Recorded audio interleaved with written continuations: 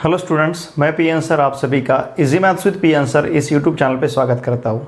अगर आप इस चैनल पे नए हो तो प्लीज़ इस चैनल को सब्सक्राइब कीजिए, और अगर आपने इस चैनल को सब्सक्राइब किया होगा तो हमारी जो यूट्यूब फैमिली है easy maths with P N sir, इस फैमिली को स्ट्रॉन्ग बनाने के लिए आपने महत्वपूर्ण योगदान दिया है। इसके लिए मैं आपका बहुत आभारी हूँ। देखिए स्टूडेंट्स, आपके जितने भी फ्रेंड्स पूरे महाराष्ट्र में कहीं पे भी क्लास 9, 10, 11, 12 इन क्लास में पढ़ते होंगे तो उन सभी को मैथमेटिक्स के लिए इस चैनल को सब्सक्राइब करने के लिए आवश्यक है। हमने आपका मैथ्स पार्ट 1 का चैप्टर नंबर 1 और चैप्टर नंबर 2 बहुत अच्छी तरह से सीखा है। अगर आपने उन वीडियो लेक्चर को नहीं देखा होगा तो इसी वीडियो के डिस्क्रिप्शन में पहले दोनों चैप्टर के वीडियो लेक्चर का प्लेलिस्ट का लिंक मैंने दे रखा है, आप उसे ज़रूर देखिए। साथ में हमारा जो चैप्टर नंबर 3 है पॉलिनोमियल्स, तो इसके पहले इस चैप्टर का हमने प्रैक्टिस सेट 3.1, 3.2, 3.3, 3.4 और 3.5 यहाँ तक के प्रैक्टिस सेट हमने बहुत अच्छी तरह से सीखे हैं। उन प्रैक्टिस सेट के वीडियो लेक्चर का लिंक भी मैंने इसी वीडियो के डिस्क्रिप्शन में दे रखा है, आप उसे भी ज़रूर देखिए।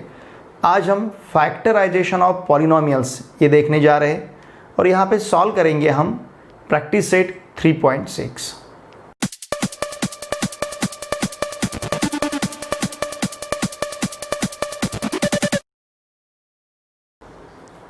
प्रैक्टिस सेट 3.6 का क्वेश्चन नंबर 1 जो है, यहाँ पे हमें दिए हुए पॉलिनोमियल्स के फैक्टर्स कंसीडर करने हैं, फैक्टर्स फाइंड करने हैं। ठीक है, देखिए क्वेश्चन नंबर 1 हमें क्या दिया है। फर्स्ट जो क्वेश्चन है,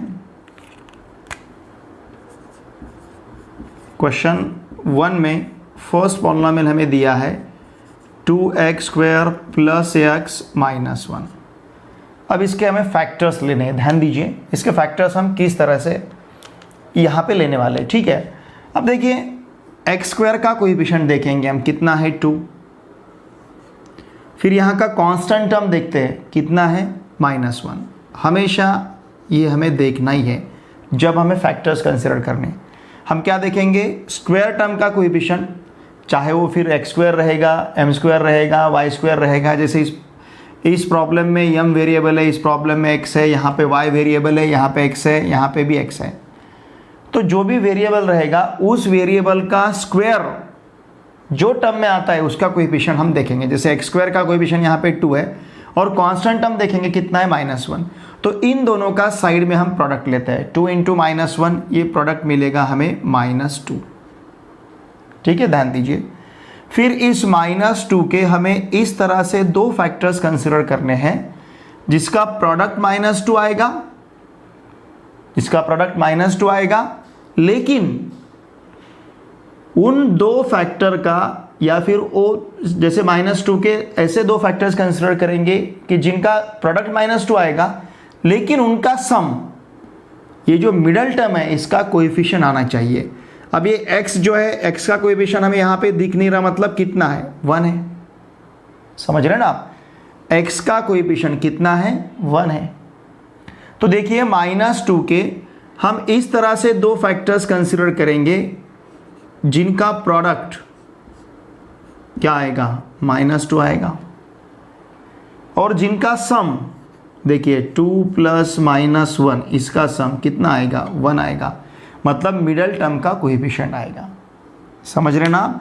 तो इस प्रकार से देखिए, जब भी हमें फैक्टर्स लेने हैं, फैक्टर्स फाइंड करने हैं पॉलिनोमियल्स के, तो हमेशा हम इस तरह का प्रोसेस यहाँ पे अडॉप्ट करेंगे। ठीक है, इसी तरह से हर बार हमें लेना है।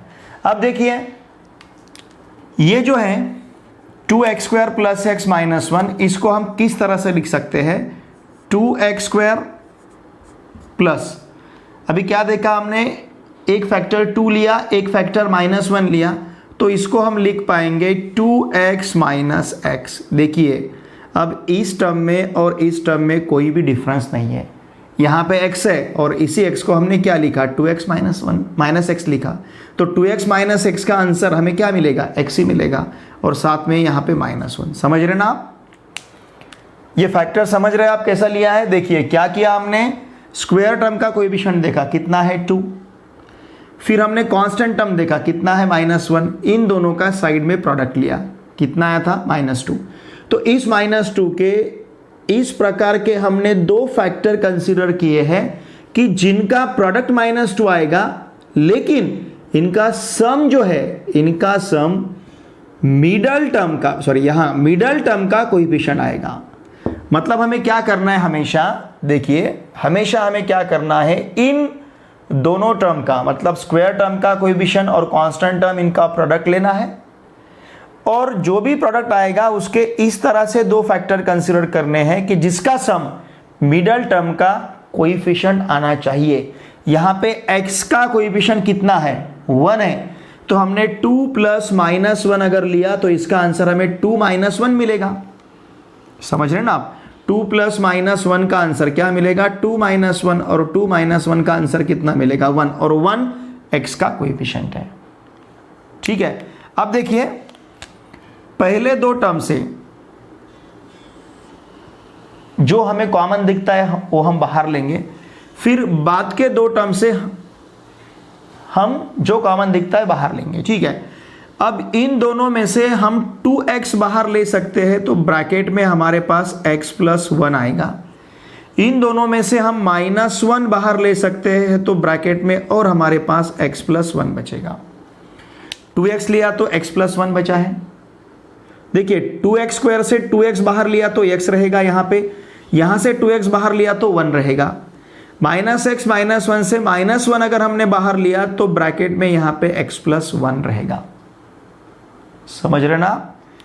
देखिए हमेशा आपको यहां के दो ब्रैकेट सेम ही मिलेंगे, इसीलिए हमने पूरा एडजस्टमेंट किया है। हर प्रॉब्लम में आपको इस प्रकार का एडजस्टमेंट करना है जब हमें पॉलिनोमियल्स के फैक्टर्स फाइंड करने रहेंगे। ठीक है, अब देखिए यहां पे हम x + 1 कॉमन ले सकते हैं दोनों टर्म से बाहर, तो ब्रैकेट में बचेगा हमारे पास 2x - 1। ये रहेंगे इस पॉलिनोमियल के फैक्टर्स। 2x² + x - 1 इस पॉलिनोमियल के फैक्टर्स क्या रहेंगे, x + 1 2x - 1। अगर आपने इन दोनों का प्रोडक्ट लिया तो इन दोनों का प्रोडक्ट आपको इतना ही मिलेगा, 2x² + x - 1। ठीक है, सिमिलरली सेकंड प्रॉब्लम देखिए, अब क्या दिया है, 2m² + 5m - 3। हमेशा की तरह क्या करना है, हमें m² का कोएफिशिएंट दिखना है, कितना है, 2। हमें कांस्टेंट टर्म यहां पे लिखना है, कितना है, -3, और दोनों का प्रोडक्ट देखेंगे हम कितना आएगा, -6। ठीक है, अब इस -6 के फैक्टर्स हम इस तरह से कंसीडर करने हैं कि जिसका सम मिडल टर्म का कोएफिशिएंट आना चाहिए। कोएफिशिएंट कितना है, 5 है। तो इस -6 के देखिए हम दो प्रकार के फैक्टर्स कंसीडर कर सकते हैं। कौन कौन से, एक ले सकते हैं हम 6, दूसरा ले सकते हैं हम -1। इन दोनों का प्रोडक्ट आपको -6 मिलेगा। लेकिन अगर आपने 6 + -1 का सम लिया, मतलब 6 - 1, तो आंसर आपको 5 मिलेगा। ठीक है, क्या किया हमने, m² का कोएफिशिएंट देखा कितना है, 2, फिर कांस्टेंट टर्म देखा हमने कितना है, -3। इन दोनों का प्रोडक्ट हमने यहां पे लिया, कितना मिला है, -6। इस -6 के हमने दो ऐसे फैक्टर कंसीडर किए हैं कि जिन दो फैक्टर का सम कितना आना चाहिए, 5 आना चाहिए, जो m का कोएफिशिएंट है। ठीक है, अब देखिए इसको हम किस तरह से लिख पाएंगे फिर। अब ये 2m², देखिए फैक्टर्स क्या मिले हमें, 6 और -1। क्या है, 6 और -1। ठीक है, तो हम क्या लिख पाएंगे फिर, 6m - m। ठीक है ना, 6m - m। यहां पे क्या लिखा था, 2x - x, यहां पे 6m - m। अब देखिए 6m - m कितना मिलेगा, 5 मिलेगा, 5m मिलेगा। और यहां पे ये -3 एज इट इज। ये 5m में और इस 6m - m में कुछ भी डिफरेंस नहीं है, सिर्फ हमने क्या किया, 5m को 6m - m लिखा, लेकिन इस तरह से लिखा कि जिसका प्रोडक्ट हमें -6 मिल रहा है। ठीक है, अब देखिए ये पहले दो टर्म से और बाद के दो टर्म से हम क्या कॉमन ले सकते हैं। पहले दो टर्म से हम ले सकते हैं यहाँ पे 2m कॉमन, तो ब्रैकेट में हमारे पास रहेगा m + 3। बाद में जो दो टर्म्स हमें दिख रहे हैं इससे हम बाहर ले सकते हैं -1, ब्रैकेट में रहेगा m + 3। ध्यान दीजिए हमेशा आपको ये दो ब्रैकेट सेम मिलने चाहिए, सेम ही मिलेंगे ये दो ब्रैकेट, ठीक है। अब देखिए क्या रहेगा फिर, m+3 हम बाहर लेते हैं कंप्लीट टर्म से, तो ब्रैकेट में हमारे पास बचेगा, यहाँ पे रहेगा 2m, क्योंकि m+3 हमने बाहर लिया, यहाँ पे 2m रहेगा, यहाँ पे -1 रहेगा। तो इस प्रकार से 2m² + 5m - 3 के हमें दो फैक्टर्स मिले हैं, m+3 और 2m-1, ठीक है। थर्ड है हमारे पास 12x² + 61x + 77, ठीक है। हमेशा की तरह हम क्या देखेंगे, x² का कोएफिशिएंट कितना है 12, कांस्टेंट टर्म कितना है 77। अब चाहे तो आप इन दोनों का प्रोडक्ट भी ले सकते हैं, लेकिन अगर इन दोनों का हमने प्रोडक्ट लिया तो ये बहुत ही बड़ा नंबर हो जाएगा। तो हम इस प्रकार के जहां पे प्रोडक्ट हमें बहुत बड़ा मिल रहा है, ऐसा लगेगा कि यहाँ का प्रोडक्ट बहुत बड़ा आएगा, ऐसा जहां पे लगेगा वहां पे हम उसका प्रोडक्ट नहीं लेंगे, क्योंकि हमारा काम तो उसके फैक्टर से है, हमारा काम तो उसके फैक्टर से ही बनेगा, समझ रहे ना। इसका प्रोडक्ट लेके फिर उसके फैक्टर्स हमें लेने पड़ेंगे कि जिसका सम 60 बनाना चाहिए, समझ रहे ना आप। इसका प्रोडक्ट लेके हमें ऐसे दो फैक्टर चाहिए कि जिसका सम कितना आना चाहिए, 60 बनाना चाहिए। तो अगर हमने इसका प्रोडक्ट लिया तो हमें बड़ा नंबर मिलेगा। तो यहाँ पे हम और एक शॉर्टकट लेते हैं, किस प्रकार से कि इसके हम फैक्टर्स कंसीडर करेंगे। जैसे 12 के फैक्टर से हमारे पास 4 × 3 और 77 के फैक्टर से रहेंगे हमारे पास 7 × 11, ठीक है। देखिए ये 4 × 7 अगर आपने लिया तो 28 मिलेगा, और 3 × 11 लिया तो ये 33 मिलेगा। क्या किया हमने 4 और 7 का प्रोडक्ट लिया और 3 और 11 का प्रोडक्ट लिया। इसका मतलब 12 × 77 का जो आंसर आएगा वही आंसर 28 × 33 का आएगा। इसका जो प्रोडक्ट मिलेगा उतना ही प्रोडक्ट इसका मिलेगा। हमने क्या किया, 12 × 77 को 28 × 33 लिखा। अब ये क्यों लिखा हमने, देखिए अगर यहाँ पे 28 × 33 लिया हमने, 28 × 33, तो इसका प्रोडक्ट 12 × 77 के बराबर मिलेगा। और 28 + 33 लिया तो इसका सम 61 मिलेगा, बराबर है।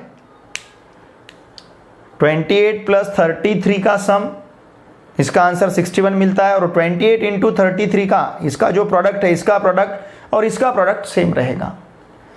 इसका मतलब देखिए ये जो 12x² और +61x है, ये +61x को हम 28x + 33x लिख सकते हैं, और फिर बाद में यहाँ पे 77। देखिए आपने 28x + 33x लिया तो आपको 61x मिलेगा। 8 + 3 11, 2 + 3 + 5 + 1 6, मतलब 61 मिलेगा, ठीक है। 28 × 33 12 × 77 मिलेगा। मतलब इन दोनों का प्रोडक्ट जितना भी आता है तो उतना ही 28 × 33 का प्रोडक्ट आएगा, ठीक है। अब देखिए इन दोनों में से और इन दोनों में से हम कुछ कॉमन ले सकते हैं। 12x² से हम यहाँ पे ले सकते हैं, देखिए 4 ले पाएंगे, 4x। अगर 4x हमने बाहर लिया तो ब्रैकेट में हमारे पास बचेगा 3x + 28 से अगर 4 बाहर लेते हैं तो यहाँ पे 7 बचेगा, x तो हमने बाहर लिया है, तो ये ब्रैकेट मिला हमें 3x + 7 का। सिमिलरली ये दोनों टर्म से हम बाहर ले सकते हैं 11, तो ब्रैकेट में हमारे पास रहेगा 3x + 7। ध्यान दीजिए हर प्रॉब्लम में ये दोनों ब्रैकेट आपको सेम ही मिलेंगे और मिलने ही चाहिए, सेम मिलने चाहिए। अब इसमें से हम बाहर ले सकते हैं 3x + 7, तो ब्रैकेट में हमारे पास बचेगा 4x + 11। तो इसका मतलब 12x² प्लस 61x प्लस 77 के फैक्टर्स हमें क्या मिले हैं, 3x प्लस 7 और 4x प्लस 11। देखिए ध्यान दीजिए हमने कैसे लिए है, x² का कोएफिशिएंट देखा हमने 12 है, कांस्टेंट टर्म 77 है, 12 इंटू 77। इसका अगर हम प्रोडक्ट लेते हैं, जैसे हमने यहाँ पे इसका प्रोडक्ट लिया, यहाँ पे इसका प्रोडक्ट लिया, लेकिन यहाँ पे नंबर छोटे थे हमारे पास, ये नंबर बहुत बड़े हैं, तो इसका प्रोडक्ट लेके फिर उसके फैक्टर्स कंसिडर करने की बजाय हमने क्या किया, इसी के फैक्टर्स यहाँ पे कंसिडर किए हैं। तो 12 इंटू 77 इसका जितना आंसर आना था उतना ही आंसर 28 इंटू 33 का आएगा। तो 28 इंटू 33 इसका प्रोडक्ट तो हमें इस प्रकार से मिलेगा और इन दोनों का सम हमें 61 मिलेगा। ठीक है, तो 12x² प्लस 61x प्लस 77 के दो फैक्टर्स हमारे पास है, एक है 3x प्लस 7, दूसरा है 4x प्लस 11। फोर्थ नंबर का प्रॉब्लम देखिए क्या दिया है, क्या है हमारे पास 3y² माइनस 2y माइनस 1। ठीक है, y² का कोएफिशिएंट 3 है और कांस्टेंट टर्म -1 है, 3 इंटू -1 ये मिलेगा हमें -3। अब इस -3 के दो फैक्टर्स हमें कंसिडर करने हैं कि जिसका सम -2 आना चाहिए। ठीक है, और प्रोडक्ट कितना आना चाहिए, -3। तो हम कंसिडर कर सकते हैं -3 और 1, इन दोनों का प्रोडक्ट -3 मिलेगा और -3 प्लस 1 इन दोनों का आंसर हमें -2 मिलेगा। ठीक है, तो देखिए यहाँ पे हमारे पास रहेगा 3y² minus 3y plus y minus 1, -3y plus y, -3y plus y लिया यहाँ पे। ठीक है, अब इन दोनों में से और इन दोनों में से हम क्या कॉमन ले सकते हैं, इन दोनों में से 3y बाहर ले सकते हैं, तो ब्रैकेट में y माइनस 1 बचेगा। 3y² से 3y बाहर लिया तो y रहेगा, 3y बाहर लिया तो यहाँ पे 1 बचेगा, प्लस ये ब्रैकेट और यहाँ का ब्रैकेट सेम मिलना चाहिए, यहाँ से तो कुछ कॉमन नहीं ले सकते लेकिन हम 1 लिख सकते हैं और ब्रैकेट में y माइनस 1, कुछ फ़र्क नहीं रहेगा, 1 इंटू y माइनस 1 मतलब y माइनस 1 ही रहेगा। अब इस कंप्लीट टर्म से हम y माइनस 1 बाहर ले सकते हैं और ब्रैकेट में हमारे पास बचेगा 3y प्लस 1।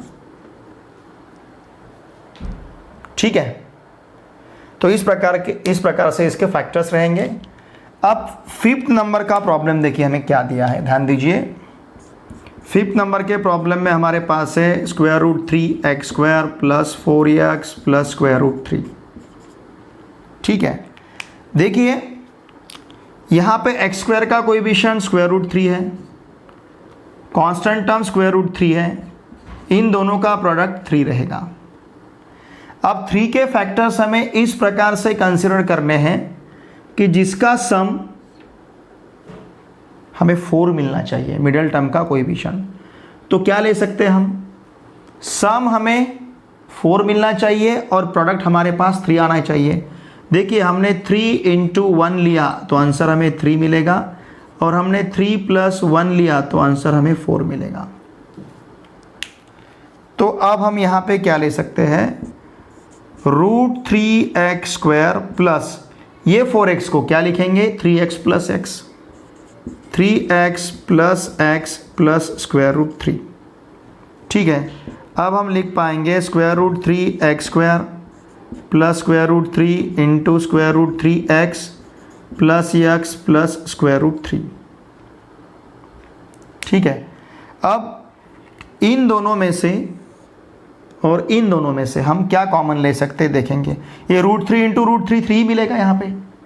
ठीक है, अब यहाँ से √3x बाहर ले सकते हैं, √3x अगर हमने बाहर लिया तो यहाँ पे x बचेगा, √3x तो बाहर लिया तो यहाँ पे √3 बचेगा, समझ रहे ना। फिर यहाँ से हम 1 बाहर ले सकते हैं, ब्रैकेट में x प्लस √3 रहेगा। ये कंप्लीट टर्म में हमें x प्लस √3 दोनों टर्म में दिख रहा है, तो x प्लस √3 ये ब्रैकेट हम बाहर लेते हैं, दूसरा ब्रैकेट हमारे पास रहेगा √3x प्लस 1। तो इस प्रकार से √3x² प्लस 4x प्लस √3 के फैक्टर्स क्या रहेंगे, x plus √3 into √3x plus 1, इन दोनों का प्रोडक्ट इतना ही मिलेगा हमें। देखिए लास्ट प्रॉब्लम हमें क्या दिया है, half x square minus 3x plus 4। अब हम यहाँ पे देखेंगे एक्स स्क्वायर का कोएफिशिएंट कितना है 1/2, एक्स स्क्वायर का कोएफिशिएंट 1/2, कांस्टेंट टर्म कितना है 4। इन दोनों का, ये 2 से हम 4 को डिवाइड करेंगे, 2 2 = 4, तो इन दोनों का प्रोडक्ट हमें 2 मिलेगा। 1/2 इंटू 4 मतलब 4 का हाफ, 4 का हाफ कितना मिलेगा 2 मिलेगा। अब इस 2 के हमें फैक्टर्स लेने हैं, ऐसे फैक्टर्स लेने हैं कि जिसका सम -3 आना चाहिए और प्रोडक्ट 2 आना चाहिए। ठीक है, देखिए सपोज हमने -2 और -1 लिया तो इन दोनों का प्रोडक्ट 2 मिलेगा, और -2 प्लस -1 लिया तो ये -2 -1 मतलब क्या मिलेगा -3 मिलेगा। ठीक है, समझ रहे ना आप। अब देखिए यहाँ पे रहेगा हमारे पास हाफ एक्स स्क्वायर और ये -3x को लिखेंगे हम क्या, -2x minus x, -2x minus x plus 4। समझ रहे ना, प्रोडक्ट 2 आया था, हमने इस प्रकार के दो फैक्टर्स कंसिडर किए जिसका सम हमें -3 मिल रहा है, तो ये -2 -1 -3, तो हमने यहाँ पे इसको -2x माइनस एक्स लिखा है।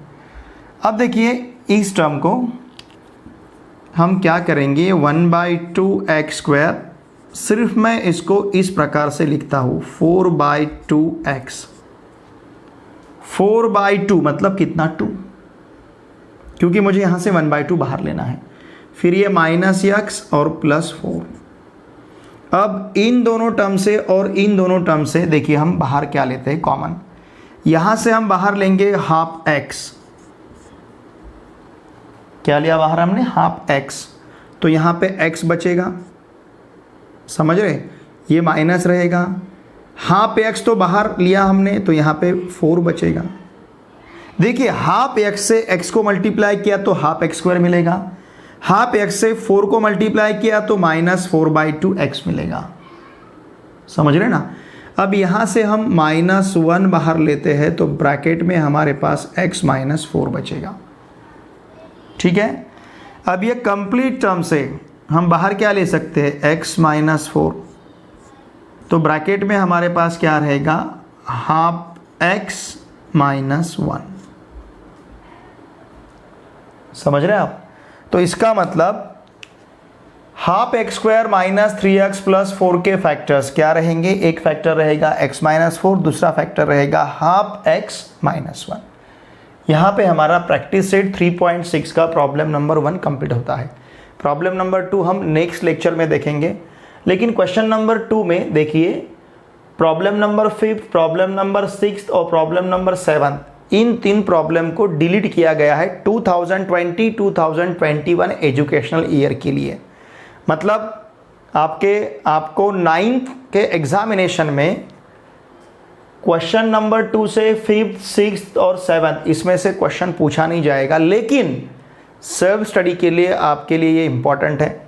ये डिलीट किया गया है मतलब आपको सेल्फ स्टडी के लिए रखा गया है, सिर्फ डिफरेंस इतना है कि ये क्वेश्चन एग्जामिनेशन में पूछे नहीं जाएंगे। ठीक है, देखिए स्टूडेंट्स, मैं फिर से आपसे रिक्वेस्ट करता हूँ, एक तो व्यूज़ हमारे बढ़ने चाहिए क्योंकि वीडियोस को व्यूज़ ज़्यादा नहीं आ रहे। क्यों नहीं आ रहे, आप इन वीडियोस को शेयर नहीं कर रहे हो, वीडियोस को लाइक भी नहीं करते हो आप बहुत ज़्यादा। ठीक है, तो मेरी रिक्वेस्ट रहेगी वीडियो देखे बाद प्लीज़ वीडियो को लाइक कीजिए, वीडियो को शेयर कीजिए और वीडियो देखे बाद कमेंट्स करना ना भूलिए।